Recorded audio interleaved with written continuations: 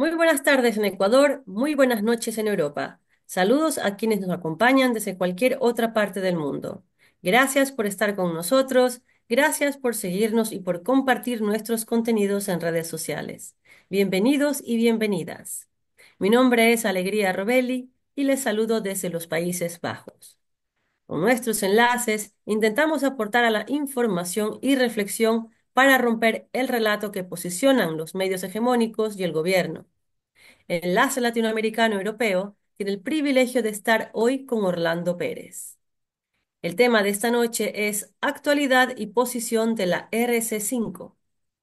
Nuestro invitado, Orlando Pérez, es periodista, literario y diplomado en gerencia de medios.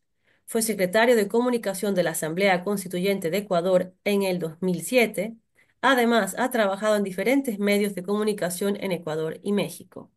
Ha publicado diferentes libros y ha ganado varios galardones, entre ellos el Premio Nacional de Periodismo Eugenio Espejo en 2008. En el 2013 fue premiado por la Confederación Nacional de Periodistas del Ecuador al mejor periodista de la prensa escrita. En el 2015 y el 2023 obtuvo el premio Eloy Alfaro, símbolo de la libertad, por su labor periodística en el caso Chevron y por su trayectoria periodística. L le da la más cordial bienvenida a nuestro invitado. Orlando, usted tiene la palabra. Y también, por supuesto, a quienes efectivamente estaban involucrados de una u otra manera en algunos procesos políticos, se les ha ido cayendo el andamiaje por una serie de realidades que se han podido comprobar. Por mencionar solamente un caso, el hecho, por ejemplo, de los robos aparentemente realizados por los altos funcionarios del gobierno de la Revolución Ciudadana. Esto ya no voy a hablar mucho más del tema porque todos lo conocemos. Pero también hay un detalle que es muy importante y que no puede dejar de mencionarse y tiene que ver con la degradación social que se ha vivido en el Ecuador, fundamentalmente y con más agudeza desde el año 2022, 2023 y 2024. Y tiene que ver con la violencia criminal, con el incremento de las muertes violentas, que ustedes saben que el año 2023 fue el año más violento de la historia y parecería que el año 2025 será quizás también el año más violento de la historia. Y esto al mismo tiempo o concomitantemente con lo que iba ocurriendo con relación al incremento de la exportación de drogas, de cocaína, desde el Ecuador hacia países como Estados Unidos y como Europa. Es decir, desde hace algunos años, 3 o 4 años, el Ecuador ya es el puerto principal donde sale la mayor cantidad de drogas o de estupefacientes hacia Europa y Estados Unidos. Y esto ya es suficientemente razón para entender que algo pasó acá y que efectivamente daba cuenta de una situación muy insostenible, demasiado insostenible, para garantizar que exista una reelección a favor de una tesis política. Aquí además yo quiero señalar que en función de esto que acabo de mencionar, también se ha ido desmontando esta paradoja perversa que es esta lucha entre anticorreísmo y correísmo. Aquí lo que hay es un proyecto de vida, aquí hay un proyecto progresista y un proyecto de patria frente a un neoliberalismo crudo y duro. Es decir, aquí hay una disputa entre una corriente popular y una corriente oligárquica. Eso hay que decirlo con absoluta claridad. Y digo, sintetizando esto para no extenderme mucho, es lo que estaba en juego el año 2025 a partir de las elecciones. Tan es así que incluso en la consulta de abril del año pasado, del año 2024, dos de las 9 preguntas, perdón, que tenía la consulta popular, perdieron estrepitosamente y tenían que ver con dos elementos fundamentales de orden neoliberal. La primera es la solución del conflicto a través de arbitraje internacional y la segunda tenía que ver con el trabajo por horas. En esas dos preguntas ya quedaba claro hacia dónde se conducía el debate público y la disputa política en el Ecuador y tenía que ver efectivamente con el asunto que acabo de mencionar, que es entre un modelo popular, progresista, patriótico, soberano, frente a uno oligárquico y anclado sobre todo a los intereses de los Estados Unidos y también, por supuesto, a los intereses de las élites económicas.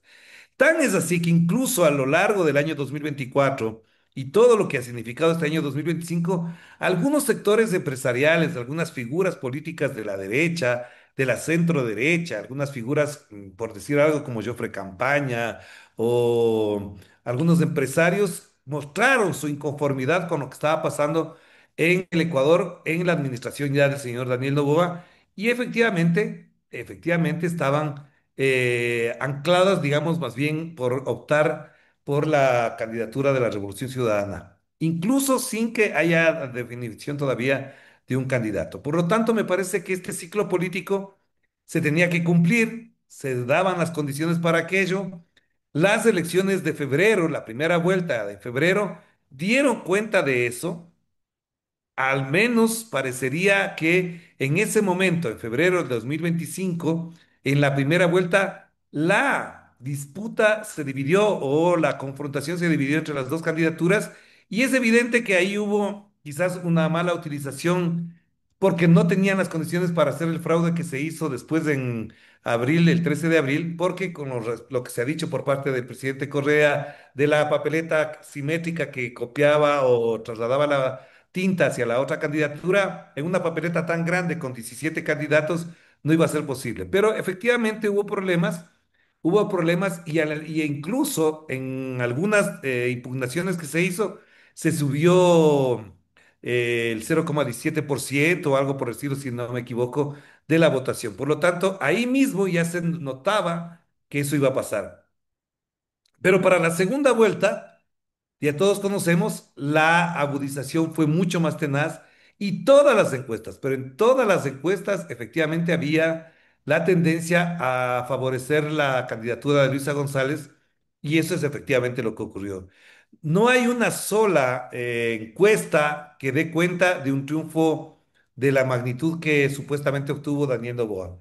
Y por lo tanto, para no entrar en esos detalles con respecto a esta situación, obviamente ya sabemos todo lo que ha pasado, ya sabemos que se ha construido incluso una narrativa mediática de justificar que la gran diferencia justifica, legitima el triunfo de Daniel Noboa, lo cual en la práctica es imposible por todo lo que ya se ha denunciado de parte a propósito del fraude de parte de Rafael Correa, Luisa González, entre otros líderes de la Revolución Ciudadana. ¿Con esto qué quiero decir? Que incluso en términos históricos, nosotros estamos contemplando que este ciclo que se está cerrando, que se está acabando y que debió acabarse el 13 de abril, también se evidencia en la crisis política que vive el Ecuador a partir de las actuaciones del señor Daniel Noboa y todo lo que ha ocurrido en la Asamblea. En otras palabras, este fin de ciclo es casi, casi como contemplar las patadas de ahogado que se ve en la élite, en quienes ahora gobiernan y quienes controlan el poder. Y aquí solamente quiero poner dos ejemplos que son fundamentales. La primera es, en el discurso y en la campaña política, Daniel Noboa ofreció una constituyente. Ese era el momento en el que ellos veían que ya este ciclo tenía que ser rebasado por otro cambiando la constitución. Y eso no fue posible porque efectivamente, como ya se ha dicho en varias ocasiones y en varias entrevistas de varias personas, de convocarse a una asamblea constituyente se verificaría el fraude.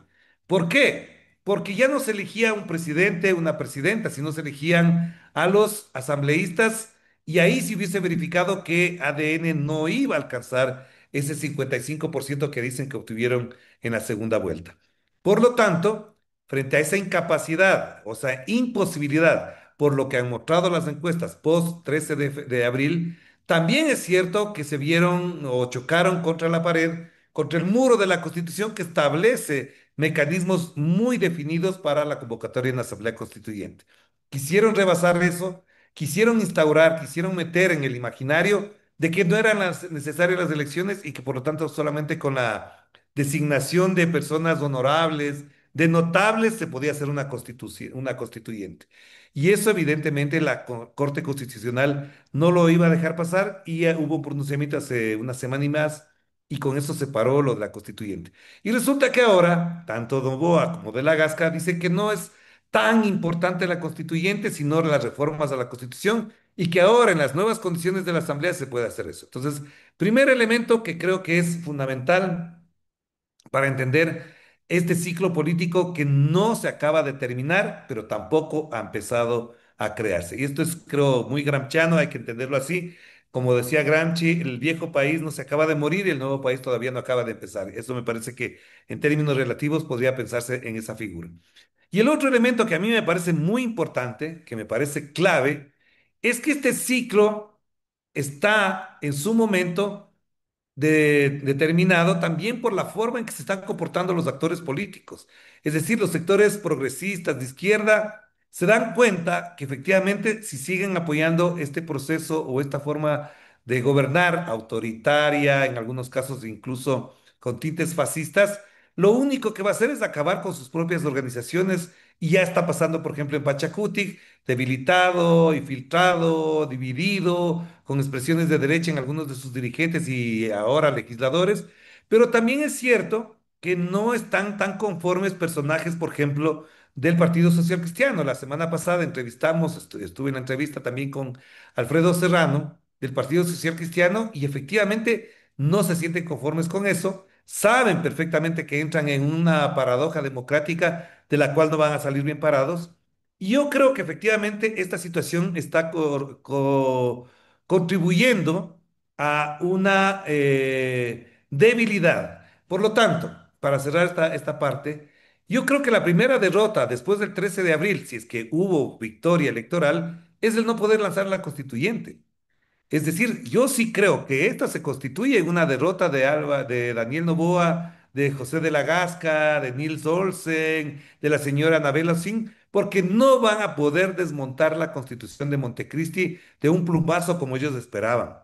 ¿Para qué querían desmontar la Constitución de Montecristi? Por supuesto, para introducir en el país un modelo neoliberal y neofascista muy fuerte que ahora lo quieren trasladar a través de leyes como la que acaban de enviar, que supuestamente es para desmontar la economía criminal del Ecuador con una ley que viola preceptos constitucionales, viola acuerdos internacionales y viola principios fundamentales de defensa de los derechos humanos.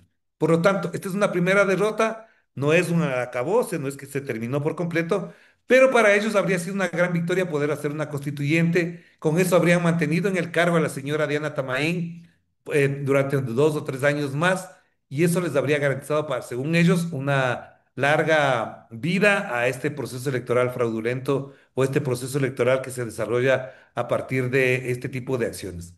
Y el segundo elemento que tiene que ver con esto es que después de todo lo que hicieron para ganar las elecciones, mostrando supuestas cifras, mostrando datos, aparentes realidades de que vivimos en un paraíso, en un país mágico y maravilloso, como dijo Anabel Asín.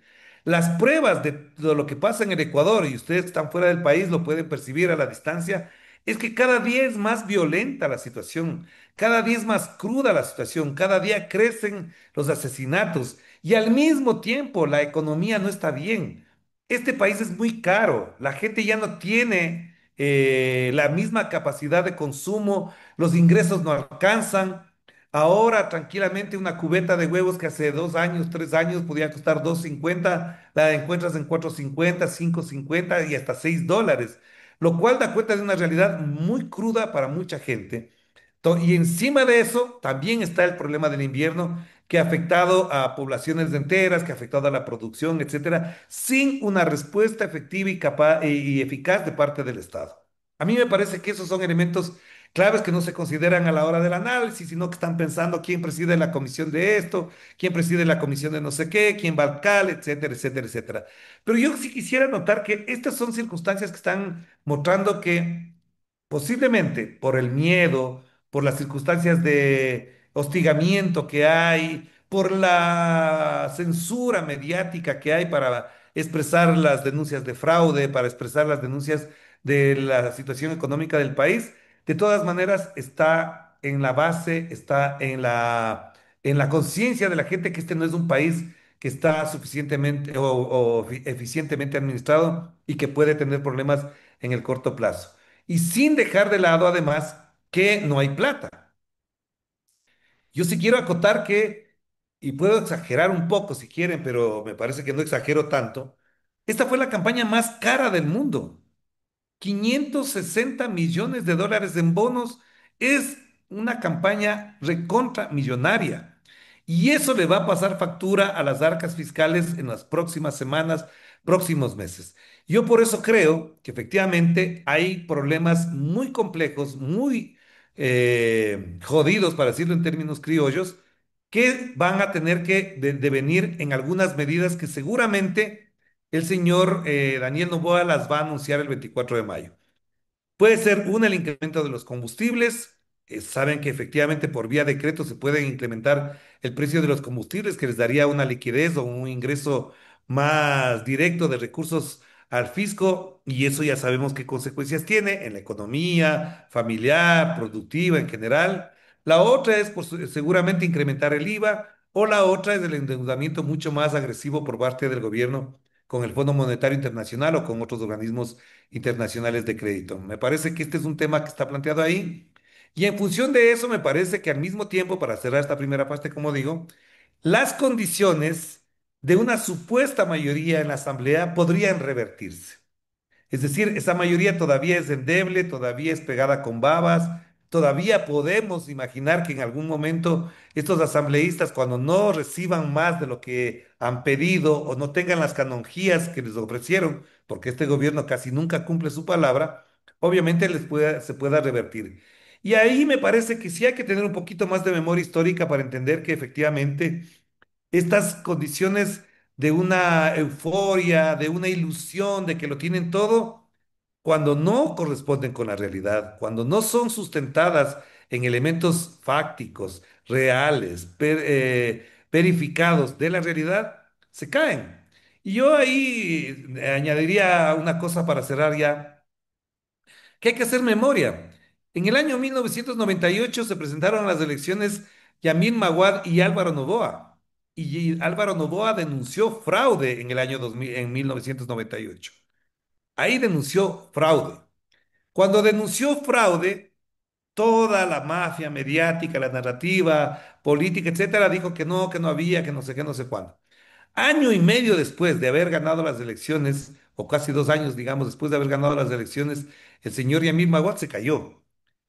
Se cayó quien llegó con todos los oropeles, con todos los elementos que daban cuenta de una supuesta gran victoria, y que habían colocado en el poder a un gran estadista que incluso en algún momento llegó a confundir a ciertos personajes de la izquierda. Yo no dejo de mencionar las personas que tienen más edad o que vivieron aquel momento, saben perfectamente que incluso se creó una ilusión de que por ahí, por esa vía, se podía encontrar un avance sustancial hacia una mejor democracia, etcétera, etcétera. Y de todas maneras se cayó Yamil Maguad. Y la denuncia de fraude que hizo Álvaro Noboa en ese momento quedó en el imaginario como una de las cosas que efectivamente ocurrieron en aquel momento, y que daban cuenta de que no era legítimo el triunfo del señor Yamil Maguad. Y esa sombra siempre estuvo presente en la gestión del señor Yamil Maguad Wit. Y ahora, no digo que la historia se repita, pero lo que decía en su momento Marx, a veces la historia se repite como tragedia y a veces se repite como una farsa.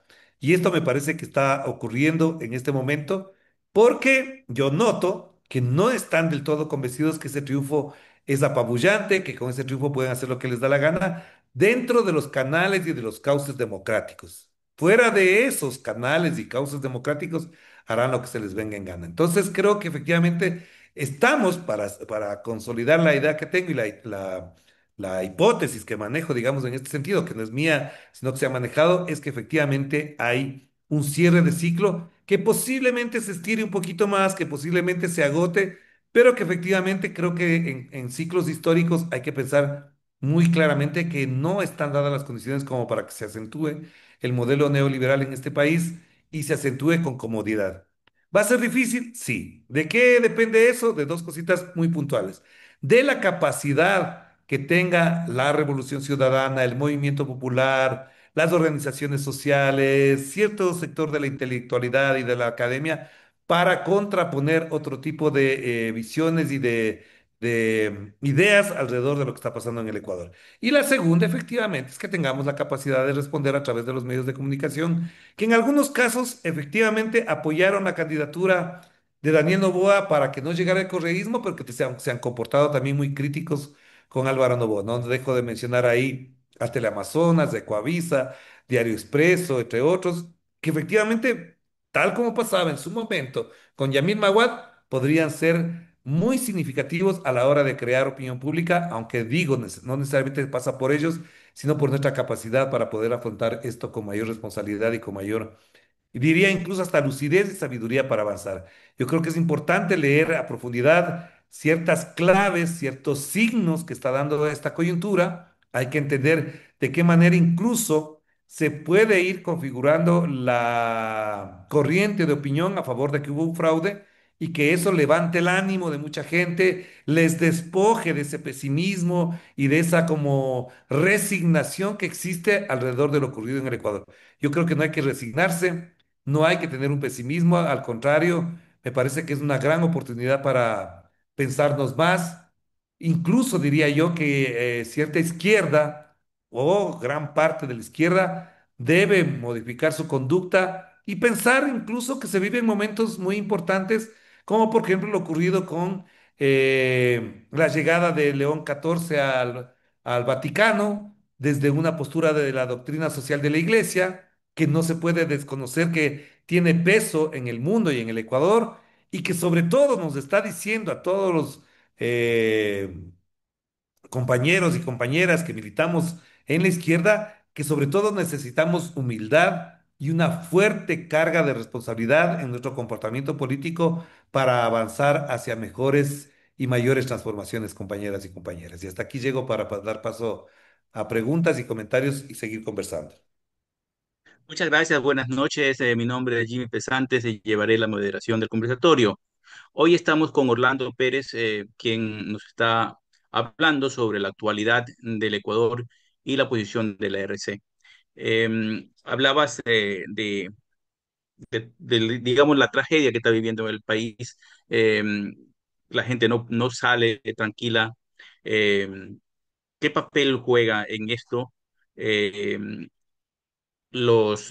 digamos, los símbolos, porque se está creando también una simbología. Vemos por todos lados, por todas las entradas principales de las ciudades, de las carreteras, vemos figuras enormes de cartón del presidente de la República, como pidiéndolo imponer a que esté presente, ya que él con sus pocas formas de expresarse, no lo hace, no dice lo que está pasando en el país, no comunica bien, pero parece que sus estrategas, su mecanismo publicitario, lo quieren tener presente en todas partes y incluso parece que últimamente lo han animado un poco a comenzar a tener presencia por medio de, digamos, de la prensa, hablar un poco más. ¿Qué papel juega estos simbolismos, esta forma de, de ponerlo en la palestra a cada momento al presidente para mantener este sistema en pie?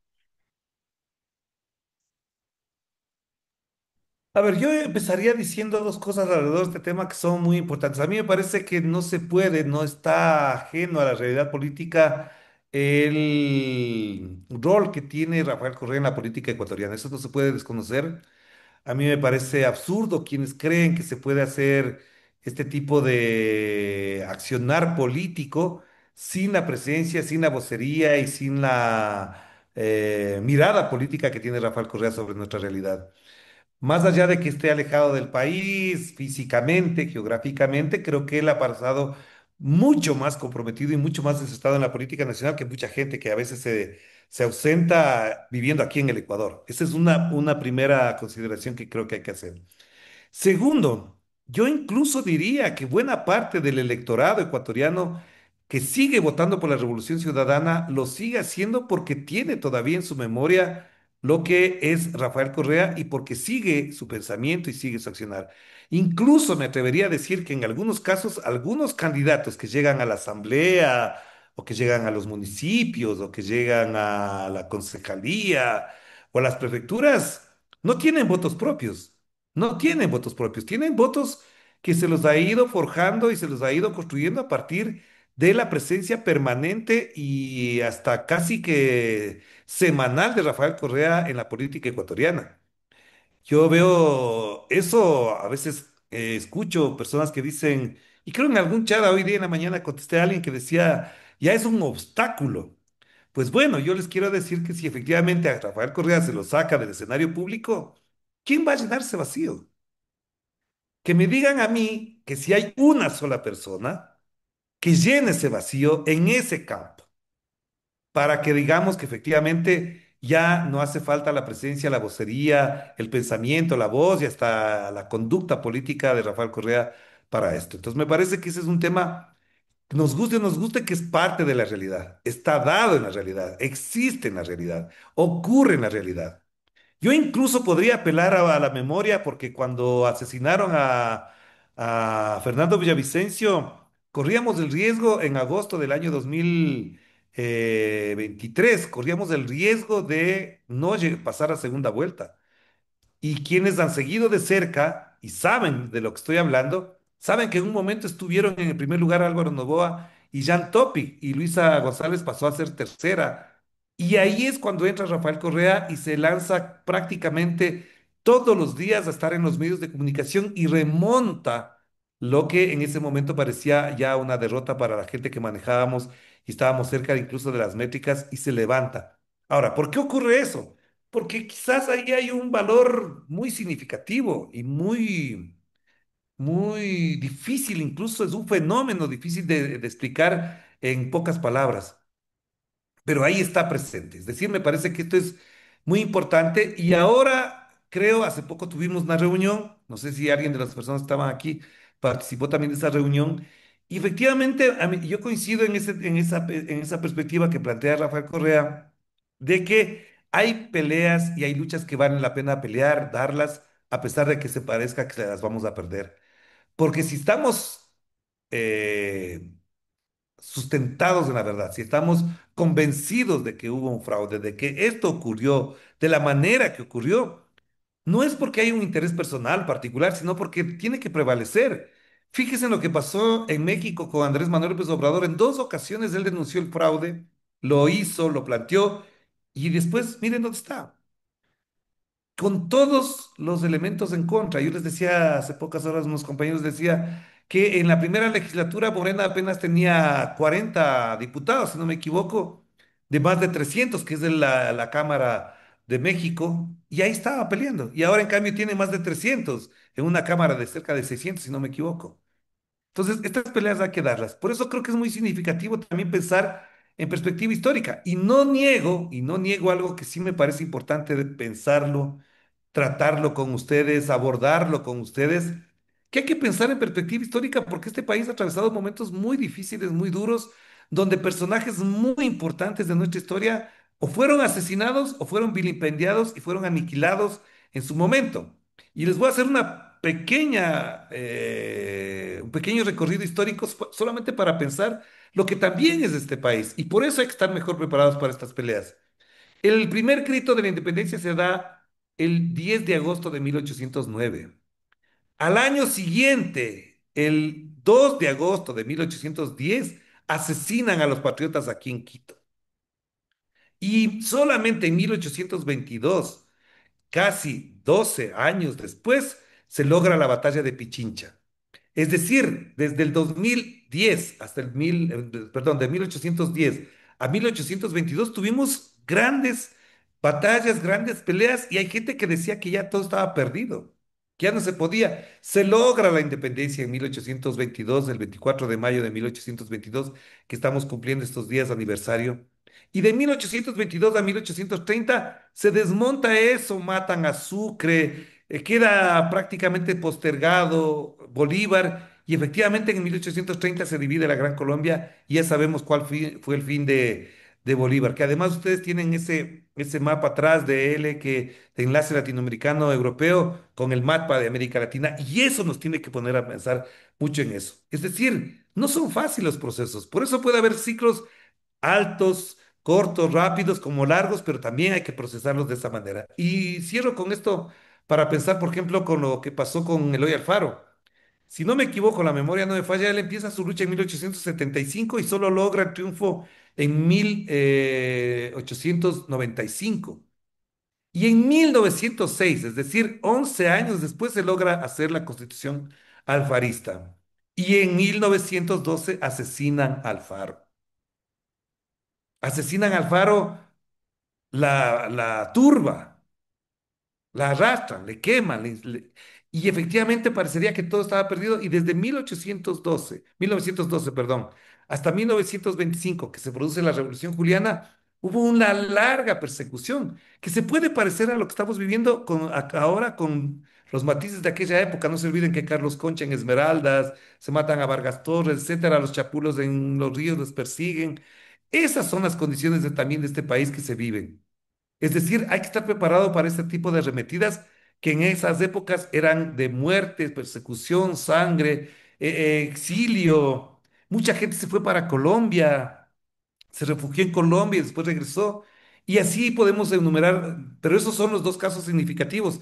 Y puede decir, les guste o no les guste a mucha gente lo que diga, que tres grandes personalidades de nuestra historia, Bolívar, Alfaro y Rafael Correa, han pasado por estas cosas y la están pasando ahora, estando Rafael Correa vivo, a quien quieren asesinar simbólicamente y que si lo tuviesen acá, quisieran repetir lo que hicieron con Alfaro, algunas élites asesinas que existen en este país que quieren desterrar porque no soportan que un proyecto alternativo, que una figura nacida de las entrañas del pueblo les arrebate la conducción política y la conducción económica de este país. Por lo tanto, creo que efectivamente hay que mirarlo en estas perspectivas, hay que entender este país en esas lógicas y creo que, dadas las características de cada época, tenemos que pensar de qué manera podemos revertir esta situación sin que lleguemos a lo que vivieron Bolívar como Alfaro en su momento. Muy bien, ahora hay una pregunta desde Suecia. Por favor, Edmundo, tu micrófono.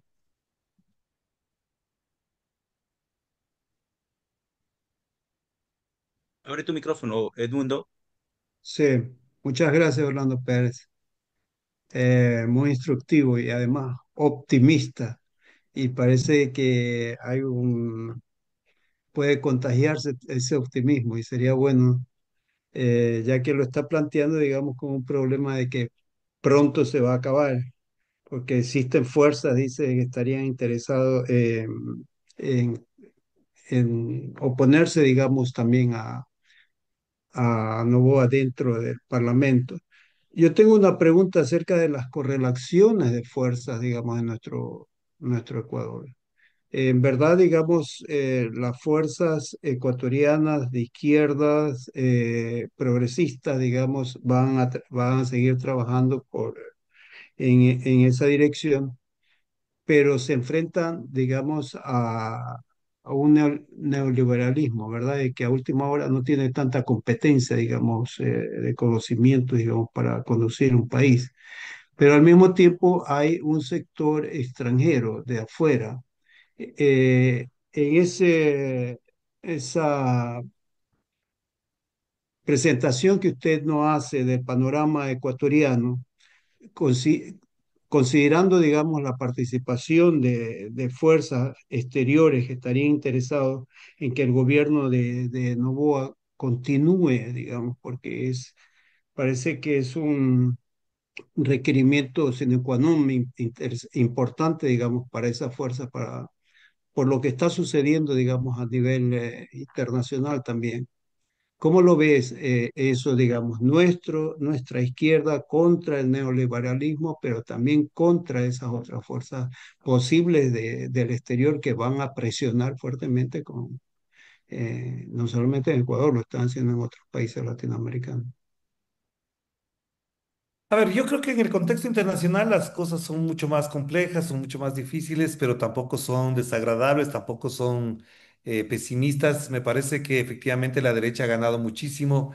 Yo les invito a leer un artículo que le puedo pasar por los grupos de WhatsApp o por aquí, si es que es posible, si me ayudan los compañeros, un artículo de René Ramírez que tiene que ver con la lectura que tenemos que hacer también de nuestros clásicos y también lo que ha hecho la derecha para posicionarse como una alternativa política, incluso arrebatando nuestras banderas de libertad, arrebatándonos algunos principios y algunos planteamientos. No se olviden que el señor Daniel Noboa se declara de centro izquierda. En su momento Álvaro Noboa decía que quería ser como el Che. Es decir, ellos han tenido la osadía de plantearse eso y me parece a mí que efectivamente en el mundo hay condiciones que a lo mejor no estamos viviéndolas, no las estamos procesando adecuadamente porque la avalancha, la suma de información que recibimos siempre va a ser de este otro lado. Y es lamentable que incluso muchos compañeros lo primero que ven son los noticieros de la derecha, occidentales, y no se alimentan de informaciones y de pensamientos que tienen que ver con todo esto. Para mí no es gratuito que en este momento la lucha comercial entre Estados Unidos y China la esté ganando China. No es gratuito ¿en qué sentido? En que era imposible que Estados Unidos ganara esta batalla comercial porque ya es demasiado lo que ha perdido Estados Unidos y es mucho lo que ha ganado China sin meter una sola bala, sin meterse ni involucrarse en ninguna sola guerra. A diferencia de los Estados Unidos que ha estado en los últimos 50 años quizás metidos, y aquí está el mundo que conoce mucho más de eso también, por supuesto, que sabe que perfectamente Estados Unidos ha estado metido en todas las guerras posibles, habidas y por haber, a lo largo de todo el planeta, a lo largo y ancho de todo el planeta. Entonces, ahí hay un tema fundamental. Mucha gente todavía vive metida con el chip de que Estados Unidos es el único paradigma en el que podemos meternos. No es gratuito que las conversaciones que acaban de tener hace poquísimos minutos entre Donald Trump y Putin sean siempre favorables a Rusia en la lógica de que ellos no han perdido una sola guerra. Y eso efectivamente coloca a Europa, donde están la mayoría de los que nos están viendo, efectivamente en una situación vergonzosa de haberle impuesto sanciones a Rusia y ahora tener que negociar directamente Trump con Putin sin siquiera contemplar la posibilidad de una vocecita que apoye desde Europa. ¿Qué dirán frente a eso Macron, Pedro Sánchez, la señora Meloni, el señor Scholz desde Alemania? Es decir, ¿qué rol han jugado ellos en esta guerra absurda que se metió Ucrania con el apoyo y el armamentismo que hizo Estados Unidos para eso? Entonces, me parece que hay condiciones. Y ahora, para pasar a América Latina, a mí me parece que no es poca cosa que gobierne en México y en Brasil Claudia Sheinbaum y Lula. Eso no es poca cosa, porque es un soporte fundamental para entender que la supuesta hegemonía absolutista y totalitaria de los Estados Unidos está en su mejor momento. Todo lo contrario. Y claro, me dirán que yo no hable de Venezuela, que no hable de Nicaragua, que no hable de Cuba, pero también hay que mencionar que efectivamente lo que está pasando en Venezuela les tiene que poner a pensar a muchas personas que utilizan el argumento de Venezuela para decir que no podemos ser como Venezuela. Y esa es otra larga discusión. Pero también está Gustavo Petro. También está Gustavo Petro en Colombia. Y creo que en la lógica internacional, obviamente, hay unas disputas y hay unas visiones, como también en su momento se pudo haber dado a principios del siglo XXI y todo lo que vivimos en la primera década del XXI y la segunda década del XXI. Pero a mí me parece que efectivamente sí hay una necesidad profunda de repensar de qué manera nosotros enfrentamos a la derecha. Y aquí hay algo que es mucho más complejo, que algunas personas no se atreven a mencionar porque creen que con eso se convierten en subversivos, en terroristas, en lo que sea. A mí lo que me parece que no está en disputa no solamente el capitalismo, que ya eso sabemos de sobremanera que está ahí, sino que hasta dónde esta democracia es también factor de disputa y creo que no se sostiene ya en los términos que están planteados. ¿Por qué digo esto? Por varias razones. Empezando por la primera, se ha llegado a confundir que democracia es ir a elecciones y eso no es así. Eso no es así. No, democracia no es ir a elecciones solamente. Las elecciones son una herramienta de la democracia, una de tantas herramientas para la democracia. Dos, se cree que la alternabilidad está dada solamente porque llega una persona y viene otra, pero la alternabilidad debería ser entre elección, gana la izquierda y pasa a la derecha en otra acción y después vuelve a la izquierda. Pero aquí es como que hay alternabilidad porque un día estuvo Moreno, en el otro estuvo Lazo y ahora viene Novoa. Eso es falso. Aquí la alternabilidad debería ser como en ciertos momentos ocurre en Europa, que se disputan dos proyectos ideológicos o filosóficos muy fuertes y en el uno gana el uno y en el otro gana el otro. Pero aquí, ¿cuál es la diferencia entre Daniel Noboa, Guillermo Lasso y Lenín Moreno? Entonces me parece que también está destrozada, desmoronada esa idea de que la alternabilidad nos está dando una legitimidad democrática. Tercero, el tema no es solamente la alternabilidad, es de qué manera la democracia está garantizando los derechos de la gente. De qué manera la democracia se constituye en una protección y en un sostenimiento real del desarrollo de un país. Y yo creo que ese es fundamentalmente el tema central. La democracia no es solamente elegir, la democracia no solamente es las peleas y las disputas en la asamblea. La democracia es cuando las condiciones sociales, económicas, culturales, de seguridad, políticas, le dan a la gente las condiciones necesarias para lo que en la modernidad se ha planteado como un paradigma, el desarrollo. Y a mí me parece que esta democracia no está garantizando el desarrollo. Esta democracia no está garantizando los derechos. Y al contrario, se utiliza la democracia como el gran pretexto y como el gran paraguas para lo otro, para legitimar la violencia, la inequidad, la concentración de la riqueza, el desbaratamiento del Estado, la pérdida de derechos sociales, económicos y políticos alcanzados con la sangre de la gente que ha luchado durante muchos años desde la izquierda, porque los derechos no los dio la derecha jamás. O díganme ustedes qué derecho conquistado y ganado ha venido desde la derecha. Jamás. Todo ha sido a base de luchas, conquistas, etcétera, etcétera, etcétera. Y creo que ese es un tema que está en disputa aquí también, que hay que entenderlo y que hay que tenerlo presente. Es decir, de qué manera nosotros estamos concibiendo la democracia. De qué manera nosotros insertamos en el tema, en la estructura democrática del país para poder disputar. Y podrán decir lo que quieran de que el Consejo de Participación no sirve, que el Consejo de la Judicatura, que el sistema de partidos, que la financiación de los partidos, etcétera, es el problema. No, el problema no es ese. El problema es de qué manera esas instituciones, primero, cumplen con la Constitución y segundo, de qué manera se convierten en leyes que protejan a la gente. Me parece que este es un tema complicado y a nivel internacional, insisto, no nos dejemos engañar de que porque Estados Unidos es el que nos norma por el consumo, por la farándula, por la cultura, por lo que sea, creamos que efectivamente quien gobierna este planeta son los Estados Unidos. Eso es difícil. Por supuesto, lo hacen a costa, por ejemplo, de lo que pasa en Gaza con Palestina, es decir, a costa de un genocidio que no tiene nombre, no tiene perdón. Y eso efectivamente da cuenta también que es un sistema, que es un régimen que agoniza, pero que cuando vaya a morir, morirá matando a mucha gente. Muy bien, una última pregunta, quizás por honor al tiempo. César Bolaños, por favor, su micrófono. Corta y precisa, por favor.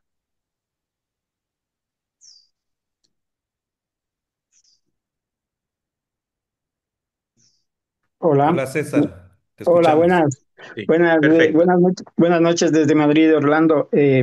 Mira, todo lo que tú has manifestado tiene razón. Aquí en Europa sí que hay una ola de extrema derecha en la mayoría de países europeos. Están empezando a gobernar la extrema derecha y que bueno, dan por enterrada ya a la izquierda, pero no, todo es un ciclo, como tú dices. Yéndonos al tema de Ecuador, nosotros sabemos que esto ha sido un fraude estructural, ya todo el mundo ha comentado, aquí se ha utilizado las embajadas y consulados para hacer propaganda política, los embajadores han sido propaganda política, entonces lo que sí nosotros dentro de la Revolución Ciudadana te preguntaría cómo mantener viva a los miembros de la Revolución Ciudadana. Te digo porque nosotros tuvimos este sábado, tuvimos un plantón aquí en Madrid, sí, Ujú. apoyando a Así la es. Revolución Ciudadana y al fraude que había, al fraude estructural. Hubieron varios partidos políticos de izquierda que nos apoyaron, pero yo eché de menos a muchos miembros de la Revolución Ciudadana que debían estar en este plantón. Y también sí echo de menos que se replique lo que nosotros hicimos a nivel internacional, ya que en el Ecuador no se lo puede hacer, pero sí que hay mucha influencia de la parte internacional hacia adentro, hacia el Ecuador, y sí que debería la Revolución Ciudadana hacer una estrategia para que se siga manteniendo el espíritu de lucha, ¿no? Porque no se sabe si esto va a durar, como tú dices, 2 años o 4 años, no se sabe. Ahora, por lo visto, la Asamblea Nacional, él ya ha logrado captar todo en la Asamblea Nacional, pero puede ser un proceso, como tú dices, de que esto se termine. Entonces, ¿cómo mantener vivo el espíritu para prepararnos para gobernar, si viene el caso? A Gracias. ver, sí, esta es una parte importante y gracias, César, por haberla planteado porque me estaba olvidando de ese gran detalle. Obviamente se entiende el golpe, se entiende el dolor, se entiende la frustración en algunos casos de una derrota de esta naturaleza, sabiendo sobre todo que hay un fraude, es decir, que estaban dadas las condiciones para ganar. Mucha gente me decía, ahora sí, esta vez sí, y escuchaba gente que nunca iba a votar por la Revolución Ciudadana que decía que ahora sí, que esta es la ocasión, etcétera, etcétera. Entonces ya sabemos, efectivamente se entiende ese dolor, pero yo sí creo que efectivamente parte de la conducta y le voy a decirlo en estos términos, aunque a alguna gente no le gusta, la conducta revolucionaria, política, sensata de cualquier patriota ecuatoriano, latinoamericano, es saber que nos han derrotado muchas veces y muchas veces nos hemos levantado y tenemos que levantarnos cuantas veces sean necesarias. Esto que se dice fácil tiene que traducirse en muchas cosas. Es más, yo diría que mucha gente estaría muy envidiosa en el mundo de contar con casi la mitad de los asambleístas en una asamblea para hacer la oposición. Son 66 personas que tenemos en la asamblea para dar esa pelea. Y ojalá, y obviamente esto puede generar molestias en alguno, ojalá cada uno de ellos dé las peleas que les correspondan.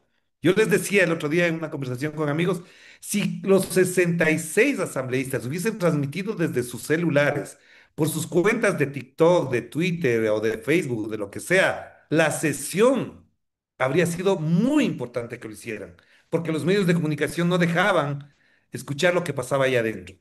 No dejaban ver de qué manera les obligaban a los candidatos, a los asambleístas, perdón, del Partido Social Cristiano a votar por lo que ellos no querían votar.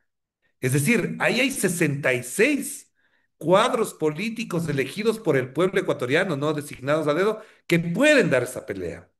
Ya quisieran tener este momento en Argentina, en Uruguay o en Chile, ese número proporcionalmente de cada uno de los parlamentos para dar esas peleas. Pero no solamente eso, pues. Hay 9 prefectos, hay más de 41 alcaldes, 49 alcaldes creo que son en todo el país.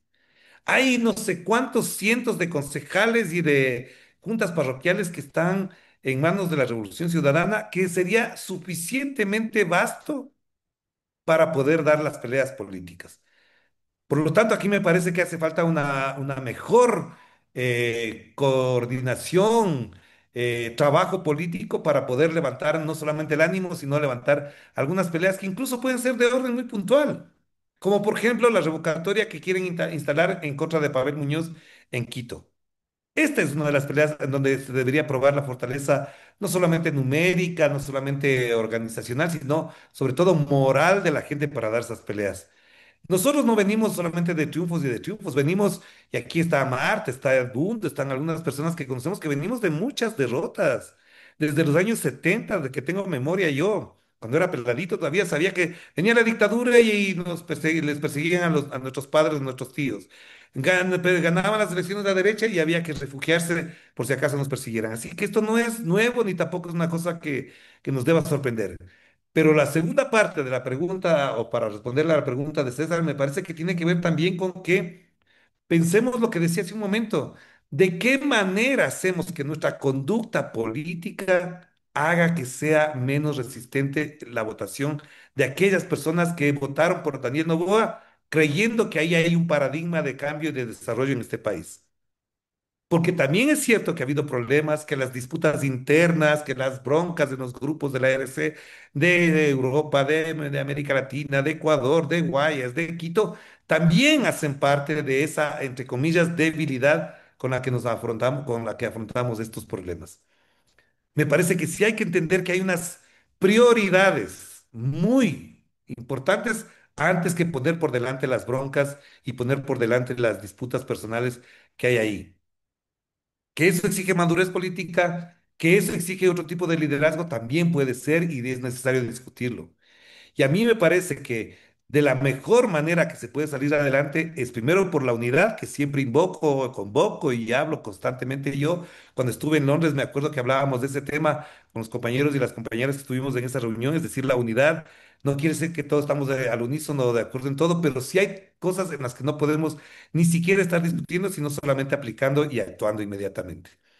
A mí me parece que este momento, el mayor eh, elemento de cohesión y de unidad es denunciar el fraude, por ejemplo. Y yo creo que es muy importante que la gente entienda por qué se tiene que denunciar el fraude. Y no es solamente para decir que los otros son malos, sino porque es un acto antidemocrático, porque no se puede falsear la voluntad del pueblo. Hay mucha gente que no se siente identificada con la votación que en su parroquia o en su cantón salió.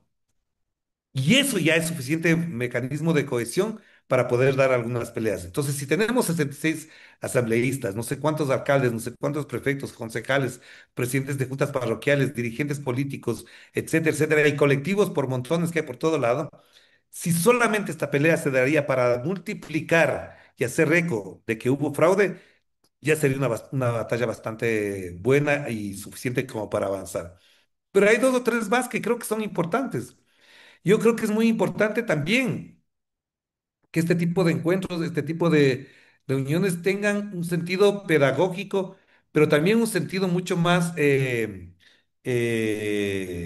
histórico para que nuestra militancia, nuestros amigos, nuestros parientes, nuestros allegados comprendan lo que estamos viviendo. Porque hay gente que todavía sigue confundida. Hay gente que cree que las carreteras las hizo Novoa, hay gente que cree que los hospitales los hizo Novoa y que están recién siendo inaugurados porque lo hicieron en tiempo récord. Eso es falso. Y creo que sobre todo una de las grandes peleas que hay que dar es contra la desinformación. Esa es la gran pelea. Y entonces dejamos pasar porque es mi amigo, porque es mi tío, porque es mi primo el que me dijo que entonces yo no me voy a pelear con él. No, esas peleas no se pueden dejar pasar. No hay cómo dejar pasar la mentira. ¿Cómo es posible que nosotros dejemos pasar las mentiras? Eso es absolutamente antiético. Una mentira que se repite mil veces se convierte en verdad y eso lo sabemos perfectamente. Y yo creo que eso es clave y eso es importante señalarlo. Nosotros no podemos dejar pasar la desinformación y la desinformación nos hace mucho daño. Hay que contrarrestar, hay que actuar, hay que bloquear a quienes inciden en nuestros espacios y hay que denunciarlos como mentirosos, como incitadores de la violencia, como xenófobos, como abusadores, etcétera, etcétera. O sea, yo he tenido que bloquear un montón de gente en las redes sociales, sí, y hay que hacerlo porque no podemos dejar que tengan eco y que tengan sintonía en ciertos sectores. Y lo último que quisiera decir, efectivamente, porque ya se cumple la hora que habíamos quedado, es que sí nos hace falta entender un proceso de humildad que nos transforme también en nuestra conducta cotidiana y diaria. Miren, se acaban de morir, de despedir y de pasar a la eternidad dos personajes que nos han dado mucho ejemplo. Con unos podemos coincidir filosóficamente, con otros no, pero los dos tienen un elemento en común. Francisco y Pepe Mujica se acaban de ir a la eternidad, no porque posean grandes riquezas, ni porque sean musculosos, ni porque luzcan el último traje de la moda, no porque sean los bacanes del barrio, no porque van y se arrodillan frente al Papa y después están pecando. No, los dos han pasado a la historia porque han sido coherentes con su forma de ser. Yo les ruego que vean las películas que hay sobre Francisco. Hay una argentina que se llama El Padre Jorge, que da cuenta de que era una coherencia a lo largo de su vida por la modestia, la humildad, por su preparación, por su formación, que les llevan a estar en el papado que estuvo, con todo lo que implica una iglesia católica, una institución de miles de años, de centenas de años, que no va a poder ser transformada en los 12 o 14 años que tuvo el Papa Francisco al frente. Y el otro es Pepe Mujica, con el cual yo me siento completamente identificado en muchas cosas, quizás en dos o tres cosillas no esté de acuerdo con él, y sobre todo cuando fue presidente, pero él pasó 13 años en la cárcel. Eso no es cualquier cosa. Hay una película, creo que se llama El Día de los 10 años, algo así. 13 años en la cárcel, una persona ya debía haber salido loca y haberse derrotado. No, y salió de la cárcel y casi 10 años después fue presidente de la República del Uruguay. ¿Pero en base a qué? Primero, a no claudicar. Segundo, a que su formación, su convicción fue sustentada con la experiencia y sobre todo la tercera con la humildad, con la modestia. Ahora todo el mundo dice, ah, qué lindo que es Mujica que vivía en una finquita, en una chacra, con su perrito y con su señora y no sé qué y no sé cuánto. Pero ¿cuántos acceden a cargos públicos y dejan de ser lo que eran un día antes de haber ganado el puesto? ¿Por qué no se mantiene la humildad? Yo no quiero que además se entienda humildad con pobreza, con precariedad, con dificultades. No, humildad quiere decir vivir de acuerdo a las condiciones y vivir sin más de lo que se necesita. Porque buena parte también del discurso que ha utilizado la derecha es que los revolucionarios son porque roban y no tienen la plata que ellos sí creen tener. Entonces, claro, ¿por qué le vamos a votar a alguien de la izquierda si va a entrar a robar? Porque este señor que tiene mucha plata, llamado Daniel Noboa, en cambio, no necesita robar porque ya tiene mucha plata. No necesita robar para tener mucha plata. Averigüemos cómo se hizo la fortuna, cómo han crecido las fortunas del Ecuador. ¿Dónde están los orígenes de las grandes fortunas del Ecuador y de América Latina? Si detrás de esas grandes fortunas no están escondidos grandes crímenes y grandes masacres también en su momento. Eso lo han escrito muchas personas. Por lo tanto, insisto, el tema de la humildad, el tema de una mística revolucionaria que no pasa por precisamente llegar a la asamblea y hacer TikToks mostrando que tiene un cuerpazo y que tiene el último vestido de la moda. Eso nos hace falta a nosotros. Yo creo que eso es muy importante. Es muy importante también esa mística. Por lo tanto, creo que efectivamente también buena parte de lo que tenemos que construir es una forma de ser que se parezca cada vez más a lo que nuestro pueblo es. Modesto, humilde, sensato, sencillo, que vive en condiciones duras, pero que no roba, que no hace absolutamente nada que tenga que ver contra la ley. La gente pobre, la clase media es la que más paga impuestos, es la que mejor cumple y paga los impuestos. Y así tenemos que ser efectivamente. Por lo tanto, me parece que también hay un debate en el orden moral, en el orden ético, pero sobre todo también tiene que ver en la formación, en lo que somos de verdad, formarnos constantemente y tener la capacidad de tener respuestas coherentes, argumentadas, sabias frente a los argumentos de la derecha. Así que con esto cierro siendo exactamente una hora de haber empezado esta conversación. Muchísimas gracias. Agradecemos a nuestro invitado, el periodista Orlando Pérez, por compartir su tiempo y sus perspectivas. También agradecemos el apoyo y la generosidad de nuestros voluntarios y a la audiencia aquí presente. El Enlace Latinoamericano Europeo, es un proyecto de migrantes ecuatorianos en Europa. Nuestra meta es construir juntos un espacio de integración y unión en aspectos culturales y sociales y políticos de manera participativa y consensuada. Los invitamos a participar en nuestros conversatorios y formar parte de nuestras actividades. Hasta pronto. Muchísimas gracias por haber estado aquí. Adiós.